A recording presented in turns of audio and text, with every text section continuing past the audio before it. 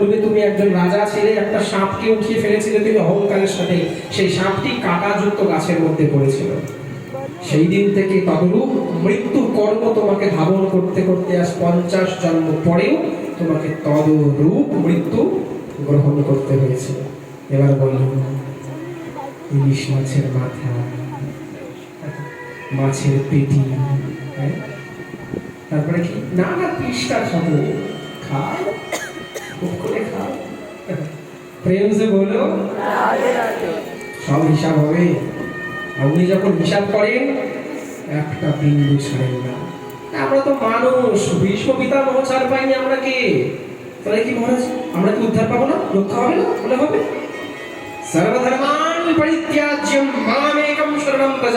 হে কৃষ্ণ, হে ভগবান, আজ থেকে যা করেছি, যা যা অপরাধ করেছি, আমি কিছু কোনো কর্মে লিপ্ত হতে চাই না। আমি সবকিছু তোমার চরণে সমর্পণ করলাম। নাথ, গ্লানি এমন একটা জিনিস, পশ্চাতাপ এমন একটা তত্ত্ব যা জন্মজন্মান্তরের অপরাধকে ধুয়ে ফেলে। নাথ, আর আমি সবে যাবো না, তোমার প্রসাদ পাবো, তোমারই চরণে পড়ে থাকবো। এই সংকল্প যদি মনে থাকে, ভগবান বুঝতে পারে তার হৃদয়ে। পরীক্ষা নেই, তারপরে কৃষ্ণ দেখি তো লোকটা আছে নাকি, ওইদিকে যাই নাকি ওসব খাবারের দিকে। যদি মন একবারে উঠে যায়, বেঁচে যাবে, বিশ্বাস করো।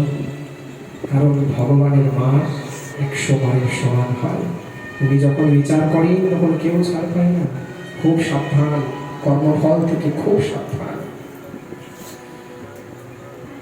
তাই জন্য তোমার এই মৃত্যু। ভগবানকে দর্শন করলে, দর্শন করার পর ভীষ্ম পিতামহের মুখের মধ্যে হাসি হাসলেন, ঈষৎ হাসলেন, স্তুতি গাইলেন ভগবানের। ইতিমতি রূপিকল্পিতা বিতৃষ্ণা ভগবতী সাত্বতো পুঙ্গমে নিহুম্নি। প্রভু, আজ আমার জীবনে মরে গেল আর কোনো দুঃখ নাই, শুধু একটাই কথা বলতে চাই। কৃষ্ণ বলে, বলো, আমার একটা কন্যা আছে, তুমি বিবাহ করবে? বলে, কি বলো, তুমি না বাল ব্রহ্মচারী, তোমার কন্যা কোথায় থেকে আসলো? বলে, না, ইতিমতি রূপিকল্পিতা, আমার মতি মানে মন রূপী একটা কন্যা আছে। এই মন রূপী কন্যাকে যদি তোমার সঙ্গে বিবাহ দিয়ে দিই, তাহলে সবসময় আমার কন্যা মানে মনটা তোমার সঙ্গে থাকবে, আর মন তোমার সঙ্গে থাকলে এবার আমার উদ্ধার আপনা আপনি হয়ে যাবে।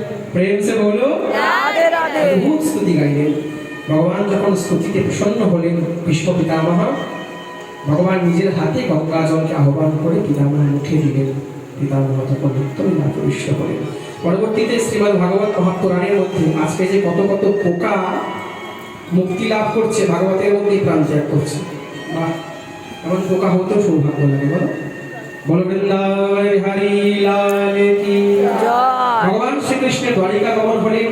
পাণ্ডবগণ তখন জানতে পারলেন দ্বারিকার পরে ভগবান গোলক ধামে চলে গেছেন, এই ধরাধামকে ত্যাগ করে।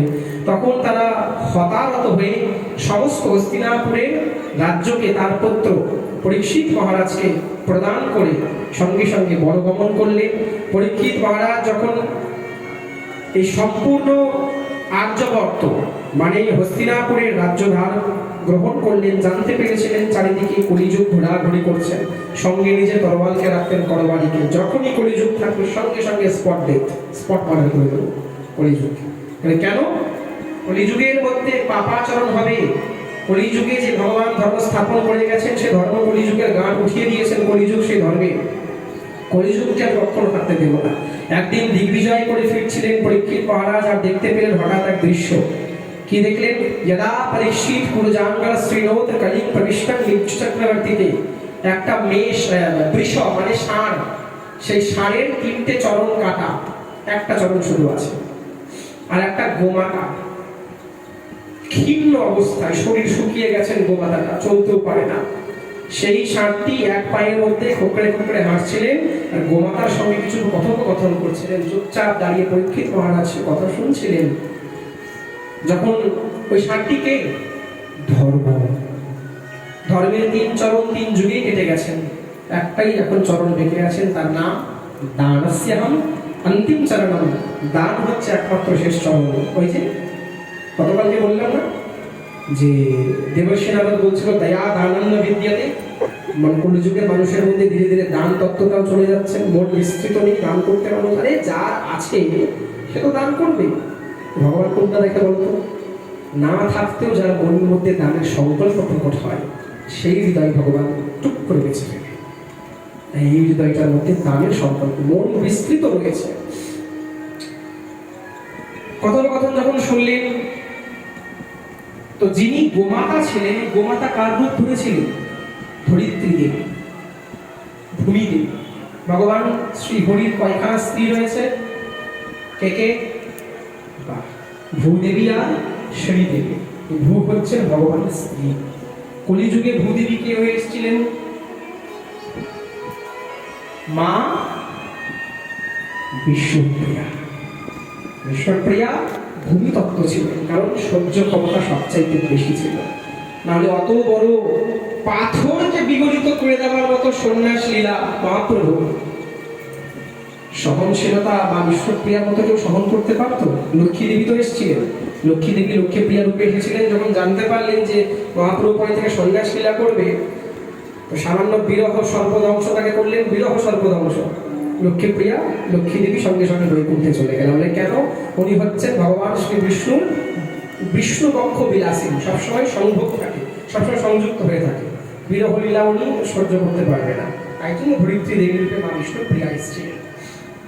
তো ধরিত্রী দেবী ক্রন্দন করছেন, শুনতে পাচ্ছেন পরীক্ষিত মহারাজ। বলে কেন? সত্যং শৌচং দয়া শান্তি ত্যাগ সন্তোষ আজবম। বলে কলিযুগের মানুষের দ্বারা কৃতকৃত্য পাপ আমি আর দিতে পারছি না। কেন?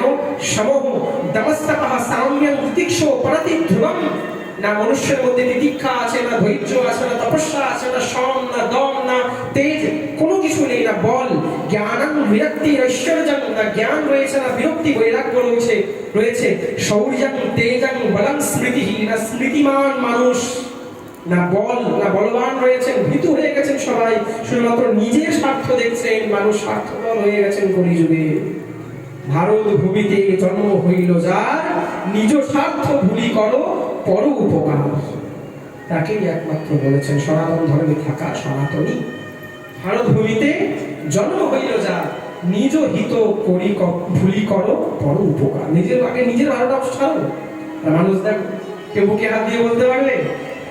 নিজেরটাই তো দেখি আগে, নিজের পুত্র পরিবার পরিজন স্বামী স্ত্রী। অন্যের কষ্ট তো বুঝতে চাই, বুঝি না। তাই ধরিত্রী দেবী কাঁদছেন। স্বাতন্ত্রং কৌশলং শান্তি ধৈর্যং মার্দমেব চাহা। আমি আর এই পাপের ধৈর্য ধরে রাখতে পারছি না, ক্ষীণ হয়ে গেছি। কবে ভগবান আসবে, কবে ভগবান আসবে, কবে ভগবান আসবে? আর এমন সময় পরীক্ষিত মহারাজ দেখতে পাচ্ছেন হঠাৎ করে একটা কালো কুৎসিত একটা পুরুষ বলবান এসে লাঠি দিয়ে গোমাতা আর সে বৃষ মানে কে? ধর্ম, সে ধর্মকে আর গোমাতাকে মারছেন। পরীক্ষিত মহারাজ যখন ক্রোধে ক্রোধান্বিত হইলেন যে পরীক্ষিতের রাজ্যে গোমাতার উপরে অত্যাচার, তরোয়াল বের করলেন সেই পুরুষটিকে হত্যা করার জন্য। তিনি চরণে পড়ে গেলেন, কাঁদতে লাগলেন, আপনি মারবেন না। তুমি কে? আমি কলিযুগ, তাহলে বেশি করে নয়। কেন মারবেন না? আপনি জানেন? আমি জানি আমি পাপ করি, আমার সমাজের মধ্যে শুধু পাপ আছে, অধর্ম আছে, কিন্তু আমার মধ্যে এমন একটা জিনিস আছে যা আগের 3 যুগেও নাই। বলে কি? সত্য যুগে তপস্যা করে ভগবানকে পেতে হতো, যুগ যুগ ধরে তপস্যা। বিচলিত হইবে না, আসল ধারণ করবেন একটু 5 মিনিট দ্বারা। ত্রেতা যুগে যাগ যজ্ঞাদি দ্বারা ভগবানকে পেতে হতো। দ্বাপর যুগে শুধুমাত্র ভগবানের সেবা, ভগবানের সঙ্গে থেকে থেকে পরিচর্যা করে ভগবানকে পেতে হতো। আর কলৌ তদহরি কীর্তনা। কিন্তু হে পরীক্ষিত মহারাজ, ভগবানকে পাওয়ার জন্য কলিযুগে একটা উত্তম গতি এসেছেন। কেন?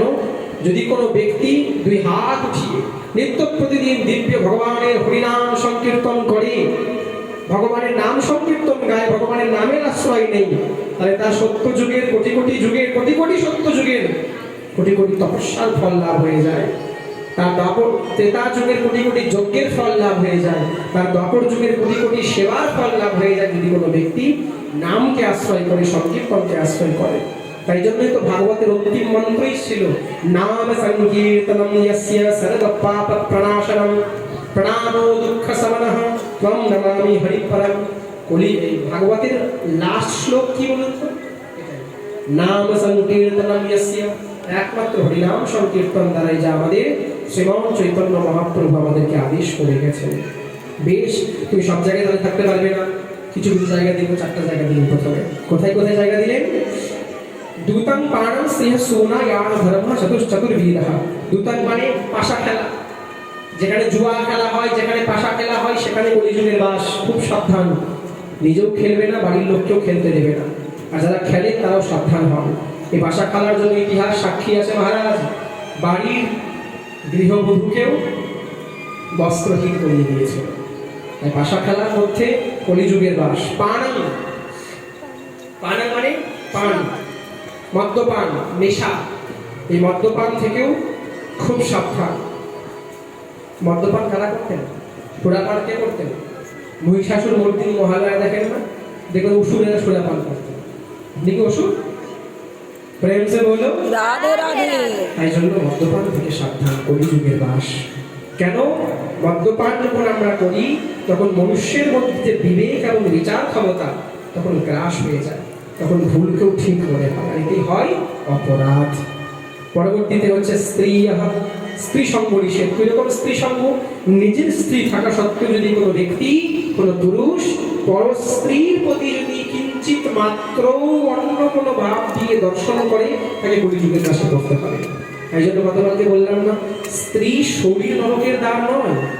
স্ত্রী কখনো নরকের দ্বার হতে পারে না। স্ত্রীর উপরে যদি তুমি কোনো কুদৃষ্টি দাও, সেই কুদৃষ্টি হবে তোমার জন্য নরকের দ্বার। প্রেম সে বলো রাধে রাধে। আর সুনা মানে মাৎসর্য মানে হিংসা। এই হিংসার মধ্যেও কলিযুগের বাস থাকে, খুব সাবধান। যখন চারটা এরকম জায়গা দিল, কলিযুগ বলছে মহারাজ একটা তো ভালো জায়গা দেন, একটা তো ভালো প্লেস দেন, এসি রুম দেন একটা। ঠিক আছে চলো তোমাকে দেব। পুনশ্চয়াচমানয় জাত রূপমাদ প্রভু ততো নৃত্যং মদং কাম রজং বৈরং চ পঞ্চমম। তোমাকে আমি স্বর্ণের মধ্যে বাস দিলাম, সোনার মধ্যে। স্বর্ণ অলঙ্কারে তোমার বাস। যারা যারা গোল্ড পড়বে, সোনা পড়বে, তারা তারা কলিযুগকে পড়বে। আর মহারাজ আপনি কি বলছেন? কোন সোনার মধ্যে?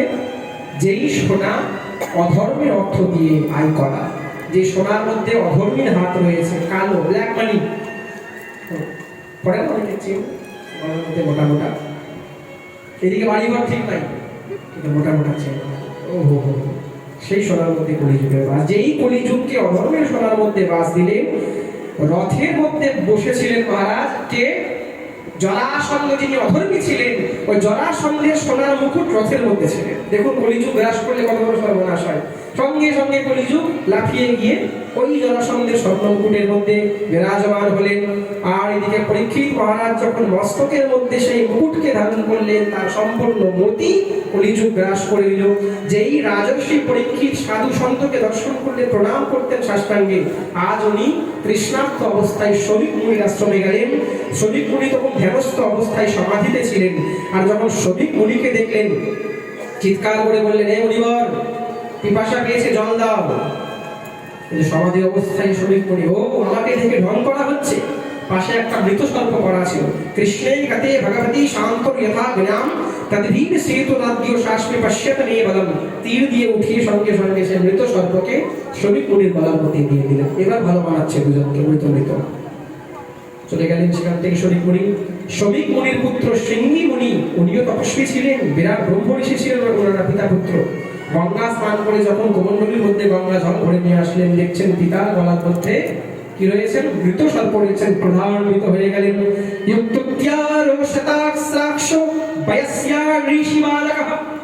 এত বড় কার সাহস, স্পর্ধা হয়েছে সমাধিস্থ পিতার গলার মধ্যে মৃত সর্প। চোখ বন্ধ করে দেখলেন। রাজা পরীক্ষিতের কাজ, কোনো কিছু বিচার না করে সঙ্গে সঙ্গে হাতে জল সংকল্প করলেন আর বললেন, ইতি লঙ্ঘিত মর্যাদাং তক্ষকঃ সপ্তমেনপি দক্ষ্যতি স্ম কুলাঙ্গারং শোধিতো মে তদ্রুহং। হে কুলাঙ্গার পরীক্ষিত, তুই নিজের কুকর্মের দ্বারা আজ আমার পিতার চরণে অপরাধ করেছিস। আমি ব্রহ্মর্ষি শরীরপুত্র শৃঙ্গী তোকে অভিশাপ দিলাম, আজ থেকে 7 দিনের মধ্যেই তোকে তক্ষক নাগ দংশন করবে, তোর মৃত্যু হয়ে যাবে। এই অভিশাপের কণ্ঠস্বর শুনে শরীর মুনির সমাধি ভঙ্গ হয়ে গেল। শরীর মুনির সঙ্গে শরীর মুনি বললেন, তুমি কি করবি? কখনোই কাউকে নিজের বাণী দিয়ে অভিশাপ দেওয়া দরকার উচিত নয়। হুট করে আমার আগের মাথায় কাউকে কটূক্তি বলে দিই, ওকে বাজে কথা বলে দিই, এটা তার উপরে গিয়ে পড়ে যায়, তার অহিত হতে পারে। সবসময় এই জন্য বলেছেন, বাণী এমন একটা অস্ত্র যা খুব ভেবেচিন্তে প্রকাশ করতে হয়। বাণী অস্ত্র খুব ভেবেচিন্তে বলতে, কারণ বাণী হচ্ছে এমন একটি ঘোড়া যে আপনাকে উপরে উঠাবে মানুষের চোখে, আপনাকে সেই ঘোড়াটি নিচেও নামিয়ে দিতে পারে। বাণীর গতিবেগ এমন, খুব সাবধানে সেই ঘোড়াকে চালাতে হয়। বাণী শফিক মুনি বললেন, তুমি অপরাধ করলে, এক্ষুনি খবর দাও। তুমি জানো ওর মস্তকের মধ্যে কলিযুগ বসেছিল, না হলে উনি শুধুমাত্র রাজা নয়, রাজর্ষি। কার পুত্র জানো? অভিমন্যুর পুত্র। কার পৌত্র? অর্জুনের পৌত্র। তাকে কে দর্শন দিয়েছে গর্ভতে তুমি জানো? অখিল ব্রহ্মাণ্ড ভূপতি ভগবান শ্রীকৃষ্ণ। যাও, এক্ষুনি যাও। সঙ্গে সঙ্গে সূচনা দেওয়া হলো যে আপনার 7 দিনের মধ্যে মৃত্যু হবে। এই কথা শ্রবণ করেই সত্যি ঋষি বটে, ঋষি ছাড়া এমন ত্যাগ কারোর মধ্যে আসতে পারে? অত বড় হস্তিনাপুরের সম্পত্তি তার পুত্র জন্মেঞ্জয়কে বিভীষণের মধ্যে সমর্পণ করে দিলেন। তুমি সন্তান, হে পুত্র, তুমি সম্পত্তি সামলাও, আমি বনে গেলাম। গোদাবরীর তটে আসলেন। সেখানে 88,000 ঋষি মুনিগণ বসেছিলেন। কারা বসেছিলেন? পাত্রীর বশিষ্ঠাশ্চারণ শরদ্বা নরিষ্ঠ নীলভিগুরঙ্গিরাশ্চঃ পরাশরো গাধি সুতনোথ নামঃ উচ্যত্থ ইন্দ্র ভবেন্দ্র ধর্মবাহ। মেধাতি ঋষি, দেবল ঋষি, অঙ্গিরা ঋষি, ভৃগু ঋষি, এমনকি পরাশর যিনি বেদব্যাস মুনির পিতা, পরাশর ঋষিও সেখানে উপস্থিত ছিলেন। সবাই যখন রাজর্ষি পরীক্ষিতকে ওরকম বৈরাগ্যর বেশ ধারণ করে আসতে দেখলেন, প্রসন্ন চিত্তে জয় জয়কার করলেন, বলিয়ে রাজর্ষি পরীক্ষিত মহারাজ কি। আর যেই ওই দিক দিয়ে মহারাজ পরীক্ষিত মহারাজ এসেছেন, ওই যে ভজন পথে তুমি যেই হাঁটা শুরু করবে, তোমার জীবনের কল্যাণের সাধনার চেষ্টায় তুমি যেই হাঁটা শুরু করবে, বিশ্বাস রাখো কথাটা, এদিকে মন দাও, তুমি যখন নিজের জীবনকে কল্যাণ করার জন্য চেষ্টার জন্য শুরু করবে হাঁটা, ভগবান তখন একটার পর একটা পথ তোমাকে দেওয়া শুরু করবে।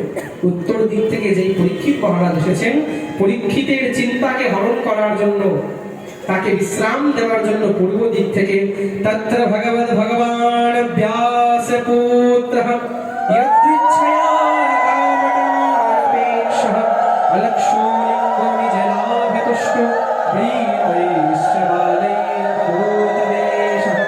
बोलिए सुखदेव जी महाराज की।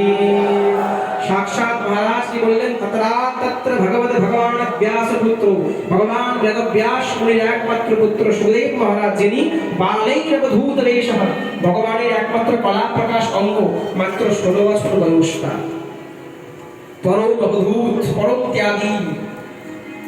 সুখদেব মহারাজ মাতৃগর্ভে কত বছর ছিলেন? 16 বছর ছিলেন। কেন? ভোলেনাথের মুখে উনি ভাগবত কথা শ্রবণ করেছিলেন, অমরনাথে বসে অমর কথা শ্রবণ করেছিলেন। আর ঠিক যখন ভোলেনাথ ত্রিশূল ছুটেছিল, চুপচাপ লুকিয়ে শ্রবণ করা। এই জন্য বলা হয়, কখনো ভাগবত কথা পিছিয়ে দাঁড়িয়ে বা পিছন থেকে কখনো কাউকে শ্রবণ করতে নেই। পিছনে যদি কেউ দাঁড়িয়ে শ্রবণ করে বা পিছনে কোথাও যদি ব্যাসপীঠ হয় বা কোনো শ্রোতা যদি পিছনে দাঁড়িয়ে ভাগবত কথা শ্রবণ করে, তার শ্রবণ দোষ লাগে। পিছনে চুপচাপ গাছের ডালে বসে ভাগবত কথা শ্রবণ করেছিল কে? সুখ পাখি, সুখমণি। ভগবান তখন তাকে পিছনে ত্রিশূল ছুঁড়েছিলেন, কর্ণ দিয়ে প্রবেশ করেছিলেন। কার? বেদব্যাস মুনির স্ত্রীর কর্ণ দিয়ে চুপচাপ বসেছিলেন বলে। কেন? সবচাইতে সেফ জায়গা, এখানেই বসে ভজন করবে। ভাগবতী কথা শ্রবণ করেছে সে, পরম ত্যাগী, পরম বৈরাগ্য, জ্ঞান বৈরাগ্যের পরিমাধুর্য রাস্তার মধ্যে প্রকট হয়েছেন। 16 বছর হয়ে গেল, প্রার্থনা করছেন বেদব্যাস মুনি, বাইরে এসো, হে মহাত্মা তুমি কে? ভোলেনাথ অব্দি আসলেন, কিন্তু আর বাইরে আসছেন না। শেষের বেলায় সাক্ষাৎ ভগবান শ্রীহরি প্রকট হয়ে বললেন, তুমি আসছো না কেন? না, হে মায়াধীশ, যে ভাগবত শ্রবণ করে আমার মধ্যে মায়ার প্রলেপ ছিল তা সরে গেল। আমি এখন আপনার ভজন, আপনার গুণগানেই জীবনকে অতিবাহিত করতে চাই। আমি চাই না যেন আপনার মায়া আমাকে একটু মাত্র স্পর্শ করুন। ঠিক আছে, 1 সেকেন্ড যাকে বলে, কতক্ষণ? 1 সেকেন্ড হয়ে গেল। 1 সেকেন্ড, 1 ক্ষণের যদি 10 ভাগ হয়, 1 ক্ষণের 10 ভাগের যদি একটা ভাগ, এই ভাগটুকু আমি সম্পূর্ণ পৃথিবী থেকে নিজের মায়াকে উঠিয়ে রাখবো। কারণ মায়া ছাড়া পৃথিবী চলবে না, সম্পূর্ণ পৃথিবী মায়া নিয়ে রচিত। মায়া যদি ভগবান উঠিয়ে নেয়, পৃথিবী ধ্বংস হয়ে যাবে। ভগবান বললেন, ওই 1 সেকেন্ডের যে 10 ভাগের 1 ভাগ, ওই 1 ভাগ আমি মায়াকে উঠিয়ে রাখবো। ভাবুন কতটুকু সময়। 1 সেকেন্ড যদি 10 ভাগ করা যায়, কতটুকু হবে? তুমি যদি ওই সময়ের মধ্যে পৃথিবীতে ভূমিষ্ঠ হতে পারো, তাহলে আমার মায়া তোমাকে স্পর্শ করবে না। তাই হলো। আর ঠিক 1 ভাগ যে সময় উঠিয়েছেন সুখদেব মহারাজ, বিনা কোনো মায়াকে, কোনো মোহকে স্পর্শ না করে ভূমির মধ্যে আবিষ্ট হয়েছেন। এবার যেই ভূমির মধ্যে এসেছেন, প্রসব হয়েছেন, প্রকট হয়েছেন, ওরকমই নির্বস্ত্র অবস্থায়, অবধূত ব্যস্ত উলঙ্গ অবস্থা, সঙ্গে সঙ্গে বনের দিকে ছুটেছেন ভজন করার জন্য। পিছন থেকে বেদব্যাস করে চিৎকার করে করে ছুটেছেন, পুত্রেতি তন্ময়া তয়া তদবো বিনোদু, হা পুত্র, হা পুত্র, এখানে এসো।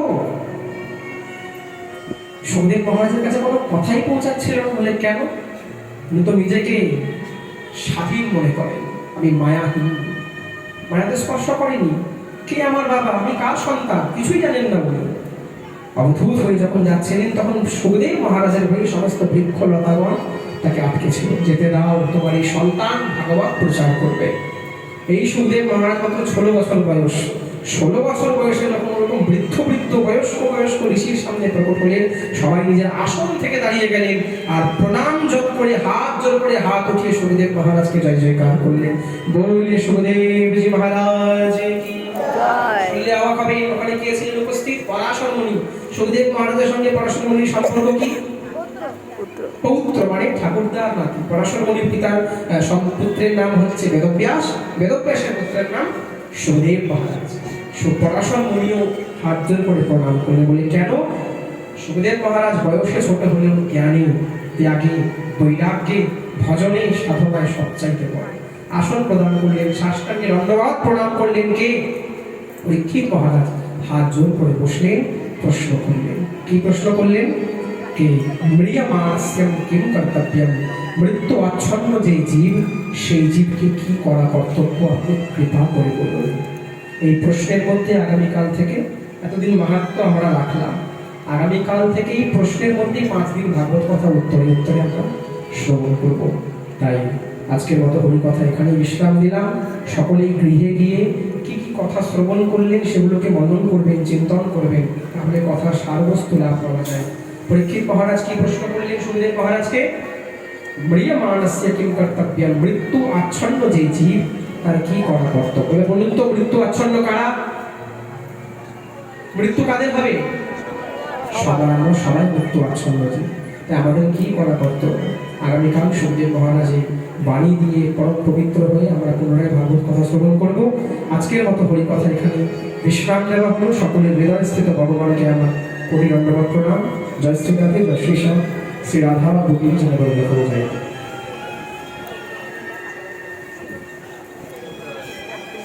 प्रेम से बोलो राधे राधे। এই সবাই যদি বলুন তো, জোর সে বলো আলো জোরে बोलो राधा रानी सरकार की राधे राधे। बाबा ये सब पानी उठते पड़ते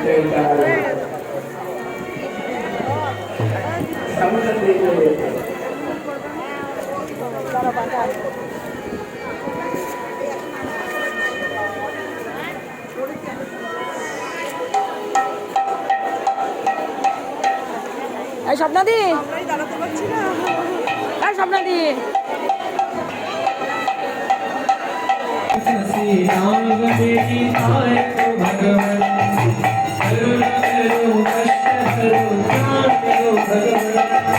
भगवान से नाम मेरी आए तो भगवान, कर्म की दवा तुम्हारे पास है, कर्म की दवा तुम्हारे पास है, जिंदगी दया की है भीख मांगनी। तो मारा दे